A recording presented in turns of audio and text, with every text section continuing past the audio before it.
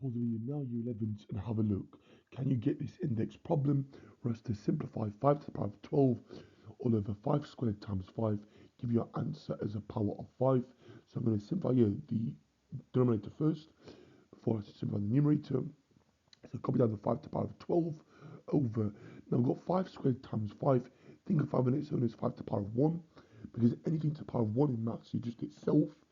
Okay, now when I multiply, guys, with the same base, here the base is 5. I'm going to add my powers, I'm going to add my indices, I'm going to add those exponents. So it's 5 to the power of 2 plus 1 makes 3. I've now got 5 to the power of 12, and I'm dividing it by 5 cubed. Remember, that is division. Okay, I'm going to subtract the powers. So it's 5 to the power of 12 minus 3. And 12 minus 3, guys, is 9.